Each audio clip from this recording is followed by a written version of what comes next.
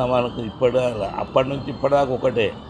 ఏ రోజైతే మనము ముదిరాల యొక్క డి గ్రూప్ నుంచి ఏ గ్రూప్ సమస్య ఏదైతే ఉందో దాని మీద ఆనాటి రాజశేఖర రెడ్డి గారు మాకు ఇచ్చినటువంటి తపన, ఆయన ఇచ్చినటువంటి ఏ గ్రూపు, దానివల్ల ఇప్పటిదాకా కూడా కోర్టుకు పోయింది, హైకోర్టుకు పోయింది, హైకోర్టు నుండి సుప్రీంకోర్టు పోయినాక సుప్రీంకోర్టులో కూడా ఇక్కడ మన వాళ్ళకి ఏదైతే ఇచ్చిన వాతావరణం ఉందో సుప్రీంకోర్టు తప్పకుండా దీన్ని పరిష్కరించమన్నారు. ముద్రాలు ఇచ్చిన దాన్ని సెటిసైడ్ చేసుకుంటూ వ్యవహారం చేసారు కనుక మంచి కార్యక్రమం తీసుకున్నాం, దాన్ని ఇంప్లిమెంట్ చేయమని అన్ని విధాలా మళ్ళొకసారి కాంగ్రెస్ ప్రభుత్వాన్ని కోరడం జరుగుతుంది. ఎందుకంటే ఎవరికో ఇది నష్టం జరిగే విధం కాదు, ఏ కులానికి కూడా నష్టం జరగదు. ముద్రాలకు ఏదైతే కోరికలు ఉన్నాయో, ఏ గ్రూప్ సమస్య ఉందో దాంట్లో ఉన్నటువంటి సాధక బాధకాలు అన్నిటి కూడా దానికి కావాల్సినటువంటి రాయితీలు అన్నీ కూడా ముద్రాలకు చెందుతున్నాయి.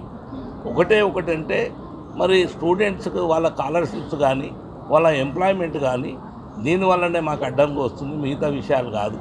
కనుక నేనేమంటున్నానంటే దాన్ని సుప్రీంకోర్టు ఏ గవర్నమెంట్ కూడా నష్టం జరగదు.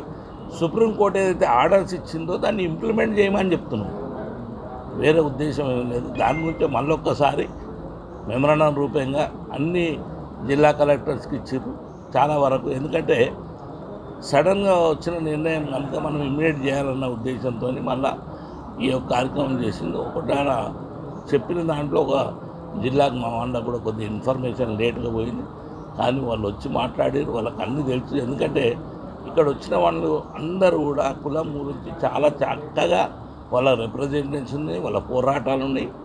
అందరూ కూడా ఫిషర్మెన్తో సంబంధం ఉన్నటువంటి వ్యక్తులే ఇక్కడ.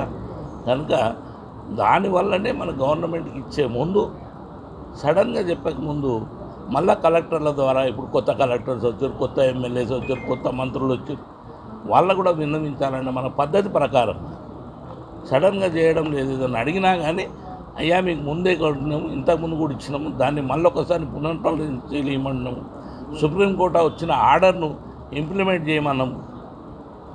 గతంలో 8.5 సంవత్సరాలు ఇవ్వలేదు కనుకనే మళ్ళీ ఈ ప్రభుత్వాన్ని అడుగుతున్నాం. అందుకోసం మీ అందరి దయ వల్ల మీరు కూడా మీ సహాయ సహకారాలు తప్పకుండా ఉండాలి. ఎందుకంటే వాస్తవాలకు దగ్గర ఉండాలంటున్నాం. మాకు లేనిది ఇవ్వకుండా మీరు ముదిరాజులకు వేరే కులానికి ఏ కులానికన్నా నష్టం జరిగితే మాకు అవసరం లేదు, మాకు ఉన్నదాన్నే ఇవ్వమంటున్నాం, గతంలో ఉన్నదాన్నే ఇవ్వమంటున్నాం.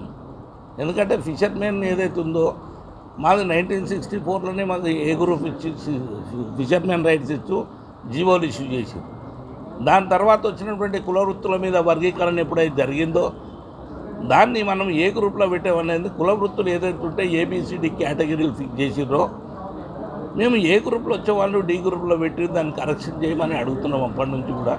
దాని మీదనే చాలా పోరాటాలు మా పెద్ద మనుషులు చేసిన తర్వాత మీకు తెలుసు, కనివిని ఎరగని రీతిలో పెరడ్ గ్రౌండ్లో దాదాపు 20 లక్షల జనంతో మీటింగ్ చేయడం జరిగింది.